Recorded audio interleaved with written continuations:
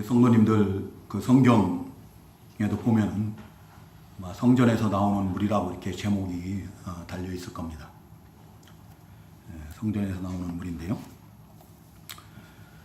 이 에스겔서를 기록한 에스겔 선지자는 그 바벨론 나라에 의해서 유다 나라가 침략을 받고 패망을 하는데요. 첫 번째, 두 번째, 세 번째 이렇게 3차에 걸쳐서 침략을 받습니다.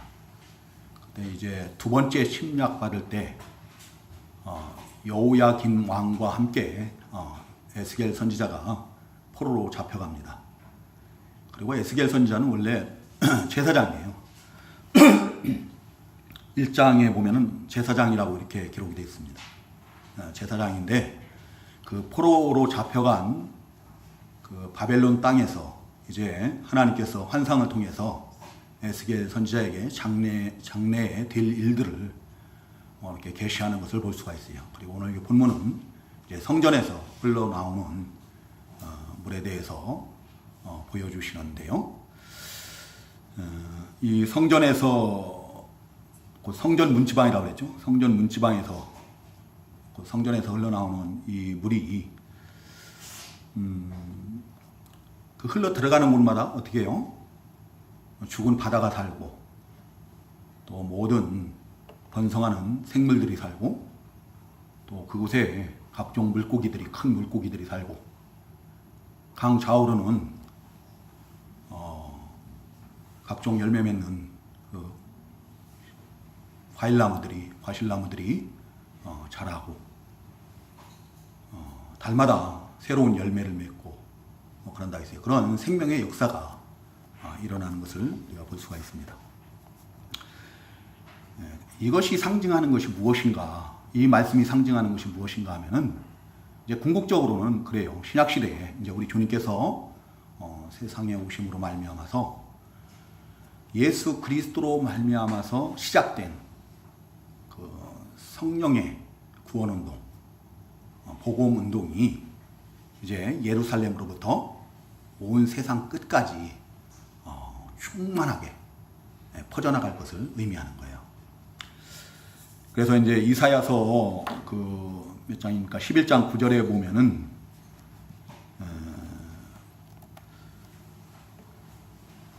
물이 바다를 덮음같이 여호와를 아는 지식이 세상에 충만하리라고 하는 그런 예언의 말씀이 있어요.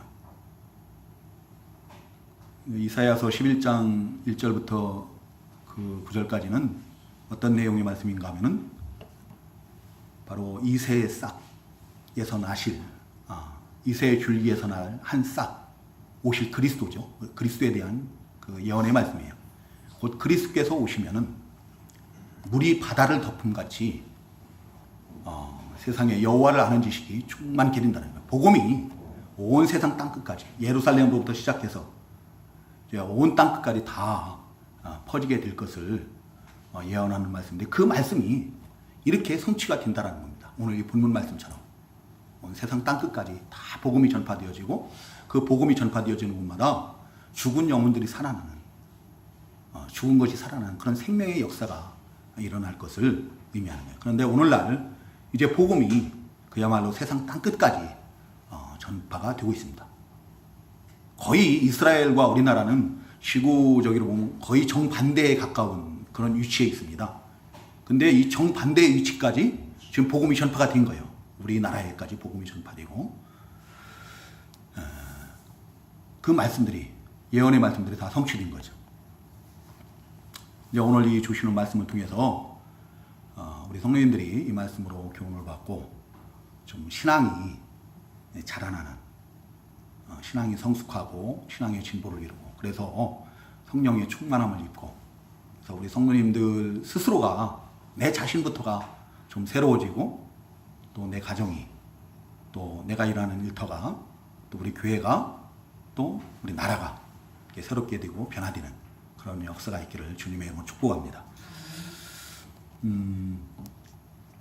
이 물이 어디에서 시작했다고요? 처음에 시작한 곳이 어디예요? 성전 문지방이라고 해요. 그 성전이에요, 성전. 성전 문지방에서 흘러나오는 거예요. 성전에서부터 이렇게 물이 흘러나오는데요. 그 물이 점점 가면 갈수록 어떻게 해요? 물이 큰 물을 이루죠. 많아져요. 큰 물을 이루고 또 마침내는 이제 사람이 능히 건너지 못할 큰 강물을 이뤘다고 해요. 그리고 그 물이 들어가는 곳마다 어떻게 해요? 생명의 역사가 일어나요. 생명을 살리는 그런 역사가 일어나는 거죠. 그래서 이 물은 요한계시록 22장 1절 2절에 보면은 생명수 강물이라고 해요. 생명수 강이다. 그 요한계시록 22장 1절에서 2절의 말씀이 오늘 이 본문과 똑같은 내용의 말씀이거든요. 거기를 제가 잠깐 읽어드리면은 수정같이 맑은 생명수의 강이 하나님과 및 어린 양의 보좌로부터 나와서 길 가운데로 흐르는데 강 좌우에 생명나무가 있어 12가지 열매를 맺되 달마다 그 열매를 맺고 그 나무 잎사귀들은 만국을 치료하기 위하여 있더라 라고 이렇게 증거하고 있어요. 오늘 이 본문 말씀을 갖다 딱 압축시켜갖고 증거한 말씀이 바로 요한계시록 22장 1절에서 2절의 말씀인데 거기에서는 이 물을 가리켜서 생명수 강이라는 거예요. 하나님과 어린 양 보좌로부터 성전에서부터 나오는 수정같이 맑은 생명수 강이다 라고 이렇게 증거를 하고 있습니다. 그리고 이 생명수 강물을 가리켜서 이제 요한복음 7장 38절 39절에서는 생수의 강이라고 우리 주님께서는 말씀하시네요. 요한복음 7장 38절 39절에 보면 우리 주님께서 뭐라고 말씀하시는가 하면 나를 믿는 자는 성경의 이름과 같이 그 배에서 생수의 강이 흘러나오리라 하시니 이는 그를 믿는 자들이 받을 성령을 가리켜 말씀하신 것이라 그랬어요. 이 생수의 강은 생명수 강은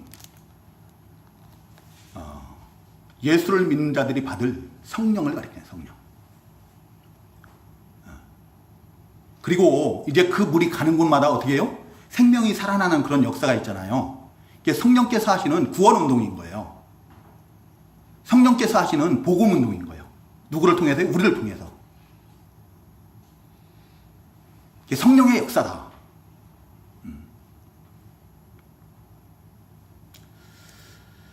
이 물이 성전에서부터 시작됐다고 했어요. 성전 문지방. 성전이 어디입니까? 성전이 하나님 계시는 곳이에요. 하나님께서 임재해 계신 그 임재의 상징적인 장소가 바로 성전이에요. 오늘날 성전은 어디입니까? 오늘날 성전은 어디예요? 우리가 성전이에요. 고린도전서 3장 16절에 보면 너희가 하나님의 성전인 것과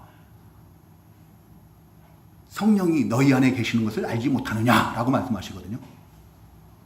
하나님께서 우리를 성전 삼으시고 그 성령 하나님께서 우리 가운데 내주해 계시는 거예요.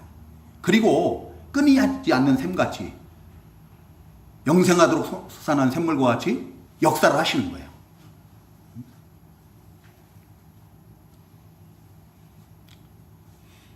우리 성님들 예수님을 믿으십니까? 우리 성님들이 예수님을 믿으시는데 어찌 이렇게 대답이 시원찮으십니까? 예수님을 믿으신다면은 누가 받는다고요? 그 성령을 누가 받는다고 그래요? 예수를 믿는 자들이 받을 성령이라고 했어요. 내가 예수가 믿어지면은 내 안에는 이미 성령께서 내주에 계시는 거예요. 내가 성전이에요, 성전.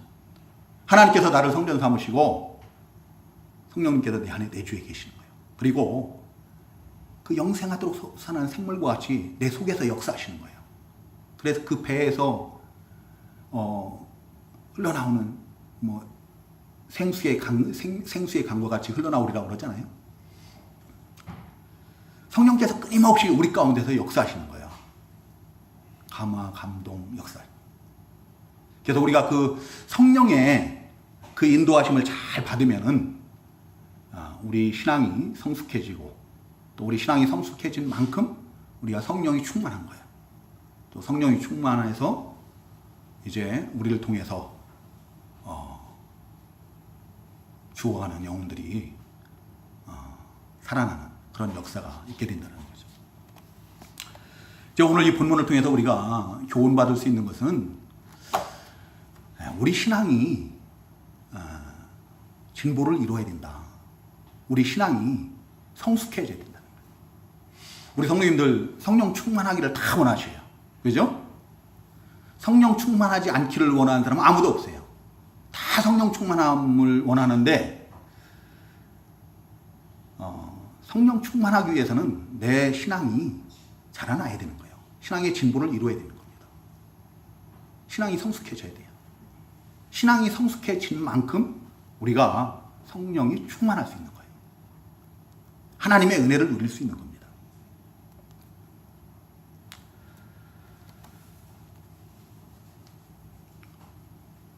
우리 신앙이 진보를 이루고 신앙이 성숙하고 성령 충만하기 위해서는 다른 거 없어요.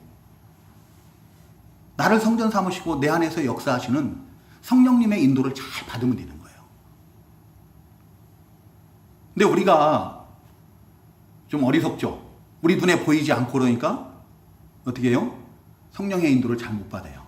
근데 하나님께서는 뭘로 우리를 인도하시는가? 성령께서는 우리를 무엇으로 인도하시는가 하면은 바로 하나님의 말씀인 거예요.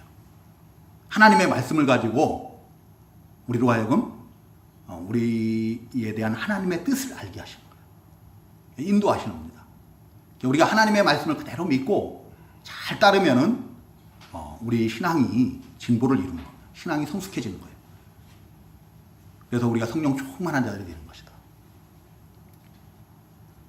오늘 이 본문에 보면은 우리 신앙의 성숙함을 4가지 단계로 이렇게 증거하는 것을 볼 수가 있어요. 그 첫 번째가 바로 발목까지 이르는, 물이 발목까지 오르는 그런 단계예요. 3절에 보면은 그 사람이 손에 줄을 잡고 동쪽으로 나아가며 천척을 측량한 후에 내게 그물을 건너게 하시니 물이 발목에 오르더니 그랬어요. 자, 이제 천척을, 천척이라고 하니까 좀 발음이 이상한데요. 자, 만약에 자가 있다고 하면 거리를 어떤 길을 재는 자가 있다고 하면은 그 자로 천자를 잰 거예요. 우리 쉽게 얘기합시다. 원래는 이게 45cm짜리 자인데요. 1m라고 쉽게 1m라고 그래요. 1000m를 앞으로 나간 거예요. 우리 신앙이 1000m 앞으로 진보를 한 겁니다. 그러고 난 다음에 그 물을 건너려고 보니까 물이 어디까지 찼다고요? 발목까지 찼 거예요. 이것은 내 발걸음이 주님을 향하는 거예요. 주님. 우리가 주님께로, 주님의 은혜로, 이것도 주님의 은혜가 아니면 안 돼요. 주님의 은혜로 주님 앞에 나올 수 있는 신앙. 주님을 믿고 주님의 은혜를 사모하는 그런 믿음으로 주님 앞에 나올 때 성령께서 역사하시고 우리에게 은혜를 베풀어 주시는 거예요. 우리가 주님 앞에 믿음으로 나오는 게 중요해요. 은혜를 사모하는 그런 믿음으로 나와야 돼요. 그 누가복음 몇 장입니까? 누가복음 19장인가요? 누가복음 19장이죠. 누가복음 19장 1절에서 10절에 보면은 우리 성도님들 잘 아시는 삭개오가 나와요. 삭개오 직업이 뭐예요? 목사였나요? 세리장이죠. 세리장. 한마디로 그 시대에 로마의 식민지인데, 유대나라가, 이스라엘이 로마의 식민지인데 국민들로부터 세금을 많이 걷어들이는 거예요. 걷어들여가지고 로마 정부에서 정한 액수만 정부에다 바치고 나머지는 자기가 다 차지하는 거예요. 그래서 이 세리들은 모든 유대인들로부터, 이스라엘 백성들로부터 공인인 죄인이에요. 그래서 아무도 그 세리들을 상대를 하지 않습니다. 아무도 찾아주지도 않고 만나주지도 않아요. 혹시 오다 가다 만나면은 사람들이 다 뭐예요? 상대도 안 해요. 뭐라고 하냐면 도둑놈이에요. 죄인이죠, 죄인. 이제 그런 삭개오가 예수님께서 자기가 살고 있는 그 여리고라는 동네를 지나가신다는 소식을 듣게 됩니다. 아무도 자기를 상대를 안 해줘요. 만나기만 하면 지나치다 만나도 사람들이 막 욕을 하고 막 난리가 나는 거예요. 아무도 상대를 안 합니다. 이제 그런 이제 삭개오가, 근데 예수님은 세리 마태를 찾아서, 자기와 똑같은 세리인 마태를 찾아서 마태네 집에 들어가서 같이 음식도 드시고 잔치를 하시고 그 마태를 제자로 삼으시고 그런 소식을 듣는 거예요. 그러니까 어떻게 해요? 근데 자기도 주님 앞에 나가면은 죄 용서함을 받을 것으로 믿고 주님께로 나가는 거예요. 근데 나가보니까 사람이 너무 많아요. 사람이 너무 많으니까 예수님께 가까이 나갈 수 없으니까 어떻게 해요? 나무 위에 올라가는 거예요. 옛날 성경에는 뽕나무라고 되어 있는데요. 그 나무 위에 올라갔을 때 예수님께서 그 삭개오를 보시고 삭개오의 이름을 불러주신 거예요. 삭개오야, 내려오너라 그래요. 내가 오늘 너희 집에 유하여 하겠다라고 말씀하시고, 그래서 삭개오가 막 자기 주변의 모든 사람들은 자신을 누가 하나 불러주는 사람이 없어요. 다 죄인이라고 할 뿐이지 삭개오라는 이름 자체를 불러주질 않아요. 근데 예수님께서 생면부지 한 번도 본 적이 없는 예수님께서 하나님의 아들이시라는 분이, 그리스도라는 분이 자기의 이름을 불러주는 거예요. 그리고 자기 집에 들어가겠다는 거예요. 너희 집에 가서 유하여야겠다라고 말씀하시는 거예요.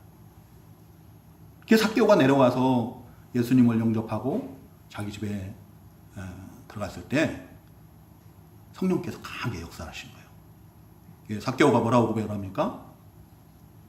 내가 가진 모든 소유 가운데서 절반을 가난한 자들에게 다 나눠주고, 혹시 내가 남의 것을 속여서 빼앗은 것이 있다면 4배로 갚겠나이다 라고 하는 거예요. 이게 회개예요.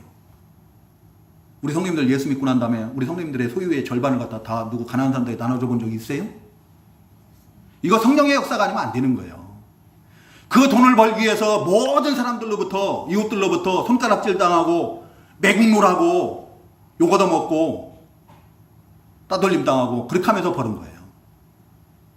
근데 예수님을 만나는 순간에 그런 변화가 일어나는 거죠. 그때 우리 주님께서 이 집에 구원이 임하였다, 구원이 이르렀다고 선포하시는 것을 볼 수가 있어요. 우리가 주님 앞에 믿음으로 사모하는 마음으로 나오면은 성령께서 역사하십니다. 구원의 은혜를 베풀어 주시는 거예요. 그 마가복음 5장 26절에서 34절에 보면은 그 혈루병 걸린 여인이 나와요. 12해 동안 혈루병이 걸려가지고 재산을 다 탕진합니다. 그 병을 고치기 위해서.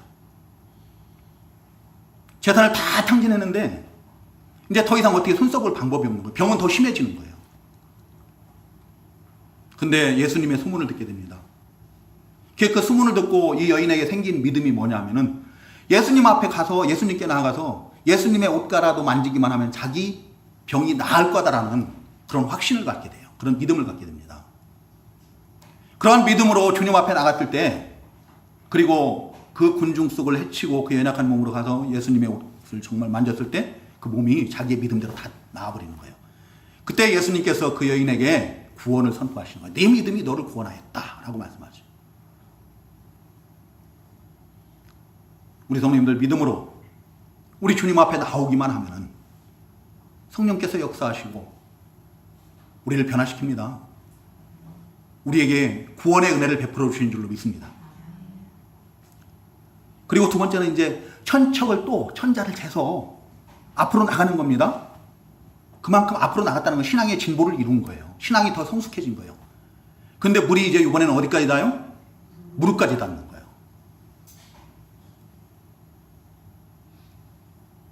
물이 더 많아진 겁니다. 물이 더 많아졌다는 것은 물이 뭐라고요? 성령이래요. 성령. 성령이 더 충만해졌다는 거예요. 성령의 역사가 더 충만한 거예요. 이 무릎까지 닿는 것은 무릎 꿇는 신앙. 하나님 앞에, 우리 주님 앞에 무릎 꿇고 기도하는 그런 신앙을 가리키는 거예요. 그 신앙에까지 자라나는 겁니다. 진보를 이룬 거예요. 우리 성도님들도 우리가 주님 앞에 나와서 예배하는 것도 중요하지만 우리가 주님 앞에 무릎 꿇는 그 신앙까지, 기도하는 자리까지 신앙의 진보를 이루어야 돼요. 오늘날 많은 성도님들이 교회는 나와요, 교회. 근데 하나님 앞에 무릎을 꿇지 않아요. 기도를 하지 않습니다. 그냥 거기에 머물러 있는 거예요. 그러면서 하나님의 은혜는 바라고, 그러면서 성령 충만함을 얻기를 원해요.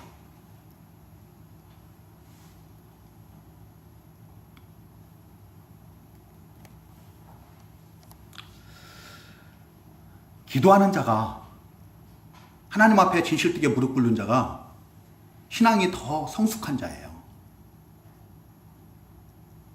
신앙의 진보를 이룬 자이고 성령이 더 충만한 자이다. 우리 성도님들 하나님의 은혜로 충만하기를 원하시죠? 성령 충만하기를 원하실 줄로 믿습니다. 그렇다면 우리 성도님들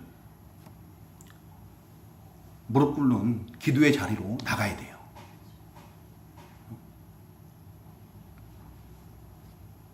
기도해야 돼요. 우리가 하나님 앞에 진실되게 무릎 꿇고 기도할 때 하나님의 놀라운 은혜의 역사를 체험하게 됩니다. 성령의 충만함을 누리게 됩니다. 기도하면은 내가 변화됩니다. 하나님의 말씀대로 만들어져요. 기도하지 않으면은 하나님의 말씀을 백날 들어도 신앙이 자라나지를 못해요. 내 기도를 하면은 내 신앙이 그 말씀 들은 말씀들을 그대로 실천할 수 있는 힘을 얻게 돼요. 성령께서 감동 주시는 거예요. 믿음을 더해 주시는 겁니다. 무릎 꿇는 기도하는 자리에까지 우리가 나가야 된다.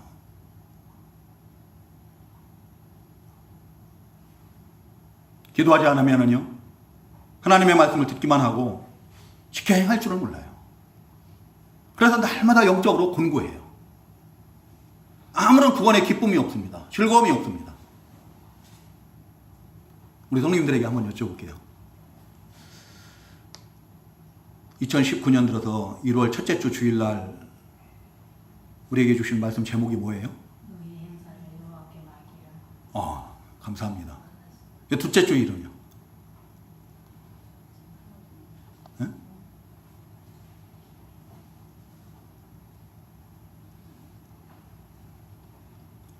하늘 문이 열린 교회. 그죠? 네. 셋째 주일은요?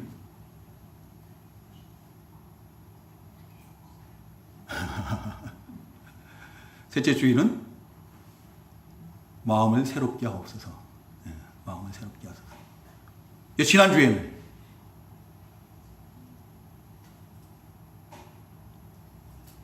제목이 좀 어렵죠? 지난주에는 7월 21일에 임한 말씀, 임한 은혜, 우리 시다롱 목사님 통해서 주셨는데요. 우리가 그 말씀들을 붙들고 깊이 묵상하고 기도하고 그러면은요, 그 말씀을, 들은 말씀들을 지켜 행할 수 있는 힘을 얻게 된다.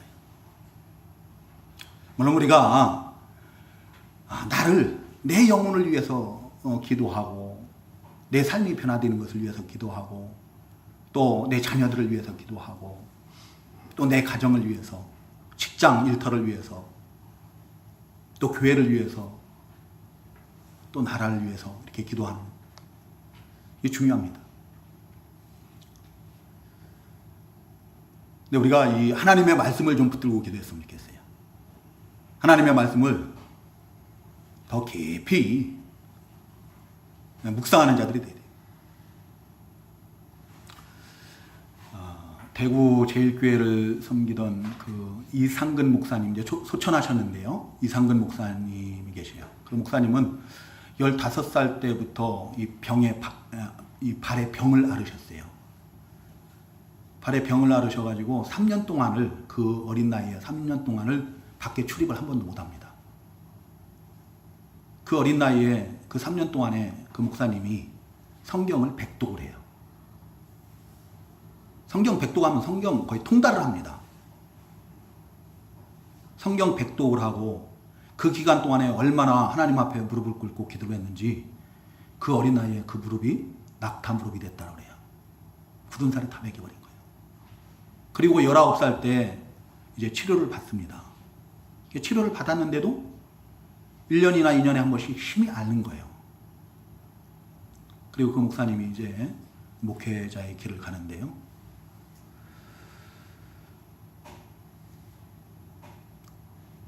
일흔 4살인가 됐을 때 너무 아파가지고 견딜 수가 없어서 이제 더 이상 견딜 수가 없어서 정밀 검사를 하고 수술을 하는데 그 수술하는 데서 1.5cm 길이의 머리카락 같은 그런 철사가 나와요.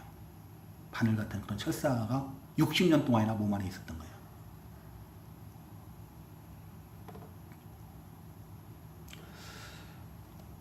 근데 그 목사님이 아프니까 어디 다니지를 못하는 거예요.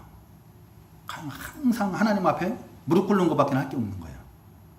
목사님이 어쩌다 신방을 가려면은 발뒤꿈치가 너무 아프니까 막 휴지로 여기를 다 사모님 그 막 구두 그 밑굽이 여기를 다 채워줘야 되는 거예요. 아파서.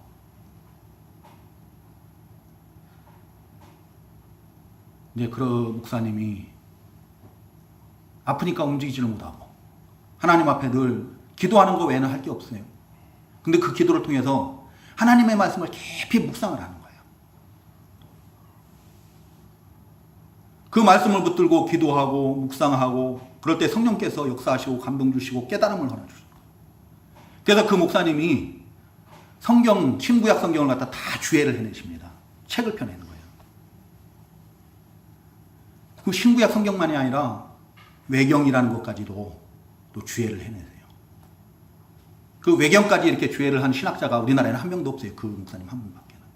대구일보인가에 그런 신문에 그게 나왔어요. 진실된 정말 신실한 신학자라고. 그리고 그 목사님이 뉴욕의 그 신학대학, 뉴욕 신학대학교에서 동양인으로서는 처음으로 파종자의 상이라는 그런 상을 동양인으로는 최초로 그런 상을 받게 됩니다. 74살이 돼서 그 철사를 제거를 했는데 그것을 더 빨리 발견하고 빨리 제거하지 못한 것을 그 목사님은 후회를 하지 않았다고 해요. 그것 때문에 목사님은 주님 앞에 엎드릴 수 있었고 무릎 꿇을 수 있었고 더 말씀을 깊이 묵상할 수 있었고 그래서 성경을 해석하는 주해서를 펴낼 수 있었고 그것을 통해서 많은 주해종들이 그것을 참고해서 하나님의 말씀을 증거할 수 있도록 하지 않습니까? 우리가 하나님의 말씀을 붙들고 기도하는 게 참 중요해요. 우리가 하나님의 말씀을 붙들고 기도하면은 그 말씀을 실천할 수 있는 힘을 주셔요. 힘. 꼭 하나님의 말씀만 붙들고 기도하라는 거 아닙니다.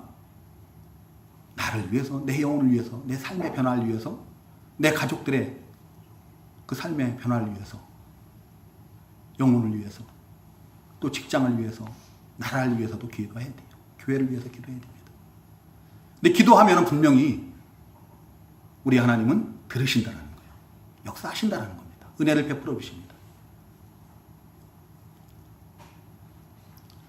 우리가 이 세상 살아가다 보면은 이런 가시와 같은 이런 시련 당할 때가 많이 있습니다. 그때마다 우리 성도님들 낙심하지 마시기 바랍니다. 낙심하지 마시고 우리 하나님 앞에 무릎을 꿇으시기 바랍니다. 무릎 꿇고 기도하세요. 우리 요즘 성경 읽어가고 있는 다니엘서에 보면은 다니엘서 2장에 보면은 우리 하나님은 때와 계절을 변케 하시는 그런 하나님이시라 있어요. 때와 기한을 바꾸실 수 있는 그런 능력의 하나님이시고 시편에 보면은 슬픔을 기쁨으로 변하시는 그런 하나님이시라 했어요. 우리 성도님들이 우리 하나님 앞에 무릎 꿇을 때 우리 하나님께서 그 기도를 들으시고 역사하시고 그걸 통해서 영광을 받으시는 줄을 믿습니다. 간절히 우리 하나님 앞에 간구하는 자들을 신실되게 우리 하나님 앞에 간구하는 자들을 우리 주님께서는 가까이 하신다고 했어요. 우리 주님과 더 가까워지는 거예요.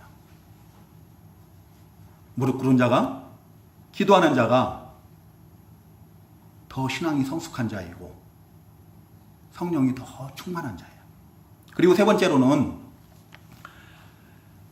또 천척을 이렇게 청량을 하고 물을 건너려고 하니까 물이 이번에는 어디까지 찼어요? 허리에까지 찼다고 했어요. 허리.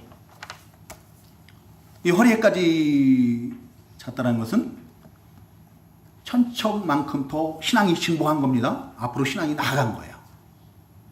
그리고 그만큼 물이 더 허리까지 찬 것은 성령이 더 충만해진 거죠.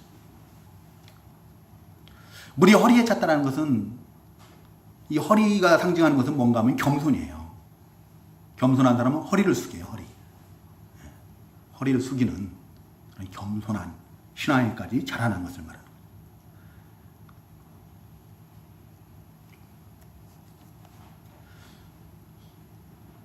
겸손한 신앙입니다. 겸손은 우리 주님의 성품이에요. 그죠? 우리 주님께서는 나는 마음이 온유하고 겸손하니 말씀하셔요. 우리 주님이 마음이 겸손하신 분이죠.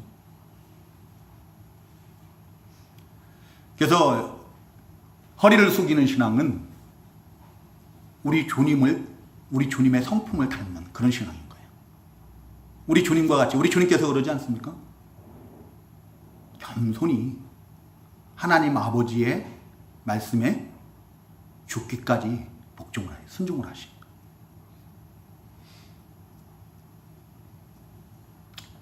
허리를 숙이는 신앙, 우리 주님의 신앙 인격을 닮아서, 성품을 닮아서 우리 하나님 앞에 겸손히 순종하는 그런 신앙이 더 성숙한 신앙이고 성령이 더 충만한 자라는 거예요. 여러분 잘난 척 떠들고 그러는 사람이 저기 한 거 아니에요. 성령 충만한 사람 아닙니다. 우리는 막 잘난 척 떠들고 그러는 사람들을 저 사람이 정말 성령 충만한 사람이라고 생각할 수 있는데요. 아니에요. 성령 충만한 사람은 그런 게 아니라 겸손한 자입니다. 겸손히 우리 하나님께 순종하는 자가 신앙이 자라난 사람, 믿음이 좋은 사람이고 또 성령이 충만한 자인 거예요. 겸손한 사람은 말 많이 안 해요.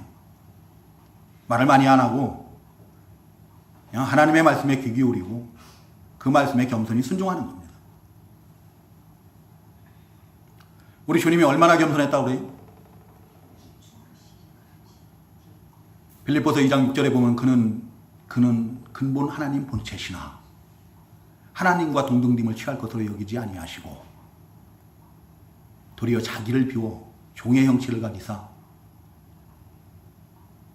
사람의 모양으로 나타나시고 죽으시기까지, 십자가에 죽으시기까지 복종하셨다라고 말씀하시고, 그런 주님을 우리 하나님께서는 지극히 높이셨다고 했습니다. 모든 이름 위에 뛰어난 이름을 주셨어요. 땅과 하늘과 땅과 땅 아래에 있는 모든 자들로 그 입으로 예수 그리스도를 주라 시인하게 하셨다, 고백하게 하셨다. 우리 하나님은 겸손한 자들, 겸손히 순종하는 자들, 주님과 같이 순종하는 이런 자들을 더 기뻐하시고 은혜를 베푸셔요. 우리 성도님들 잘 아시는 야고보서 4장 6절이나 또 베드로전서 5장 5절에 보면은 하나님께서는 교만한 자는 어떻게 하신다고 그래요? 대적하신다고 말씀하십니다. 물리치신다고 말씀하십니다. 근데 겸손한 자에게는 은혜를 베푸신다고 해요. 잠언 18장 12절에서는 겸손은 존귀의 길잡이라고 말씀하십니다. 우리 성도님들 하나님의 은혜로, 하나님의 도우심으로, 하나님의 역사하심으로 존귀한 자가 되고 싶으면 겸손하면 돼요. 주님과 같이 겸손히 하나님 아버지의 말씀에 귀 기울이시고 순종하시기 바랍니다. 아멘들을 안 하시네요. 겸손한 자가 곧 주님과 같이 하나님 앞에 온전히 순종하는 자가 신앙이 더 성숙한 자이고 또 성령이 충만한 자이다. 그리고 네 번째는 다시 천척을 측량하니 이제 물이 건너지 못할 강이 되었다라 했습니다. 이 신앙은 성령의 매임을 받은 그런 신앙입니다. 은혜의 강물이 생명수 강물인 이 성령으로 충만한 거예요. 그 물이 차고 넘치는 겁니다. 그래서 가슴을 적시고 내 머리를 적시고, 그래서 더 이상 내 마음대로 내 생각대로 살지 않고 하나님의 은혜로 성령의 인도하심을 따라 사는 자예요. 성령의 메인받은 자들이다. 사도행전 20장 22절에 보면은요, 바울 사도가 나는 성령에 매여 예루살렘으로 가노라 그래요. 예루살렘으로. 근데 예루살렘으로 가면은 결박과 환난만이 있어요. 뻔한 겁니다. 붙잡히고 환난당하고 정해져 있는 길이에요. 그럼에도 불구하고 성령의 매임을 받아서 내가 달려갈 길과 주 예수께 받은 사명 곧 하나님의 은혜의 복음을 증언하는 일을 마치려 하면은 나의 생명조차 조금도 귀한 것으로 여기지 아니하노라 라고 하고 그 길을 가는 거예요. 이런 사람이 바로 가장 신앙이 성숙한 자이고 신앙의 진보를 이룬 자예요. 그리스도의 분량에 가까이 신앙이 자라난 자예요. 그리고 성령이 충만한 자이다. 이전까지는 내 머리, 내 지식, 내 경험, 내 방법대로 살아왔지만 이제 하나님의 은혜가 차고 넘침으로 말미암아서 성령의 충만함을 입어서 성령의 인도하심을 따라 사는 거예요. 성령의 매임을 받아 사는 겁니다. 내 생각이 아니라, 내 지식이 아니라, 내 뜻이 아니라 오직 하나님의 뜻을 구하는 거예요. 하나님의 지혜를 구하는 겁니다. 하나님의 방법을 구하는 거예요.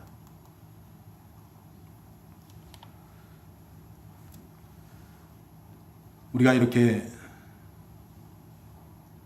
신앙의 진보를 이루고 신앙이 성숙해질 때, 그래서 성령이 충만하면은 죽은 물이, 여기에 나오는 이 바다는 사해입니다. 사해. 우리 성도님들 사해 아시죠?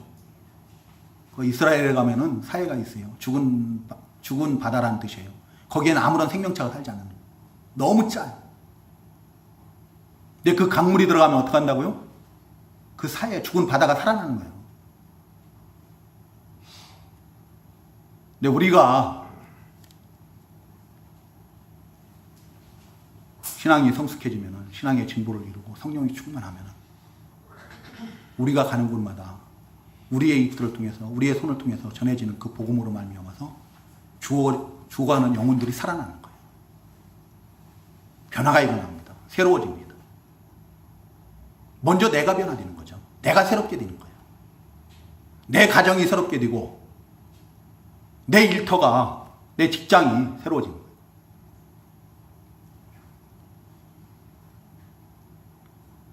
내가 변화되면은 다 다르게 보여요. 내가 변화가 되면, 내가 성령이 충만하면요, 풀 한 포기도 옛날같이 안 보여요.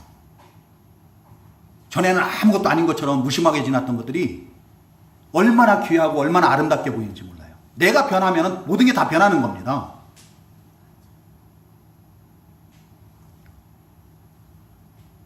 나를 통해서 주변 사람들이 변화되고 그리스도의 사랑이 전해지고 그들이 새롭게 되고 죽어가는 영혼이 사라지고, 그런 역사가, 생명의 역사가 일어나는 거예요. 우리 하나님은 우리에게 그것을 원하셔요. 우리 하나님께서 우리를 시간마다 때마다 주님전으로 불러 인도하셔서 예배케 하신 이유가 뭐예요? 바로 우리의 신앙이 진보를 이루길 원하시는 거예요. 우리 신앙이 성숙해지고 성령 충만한 자들로 새롭게 되기를 원하시거든요.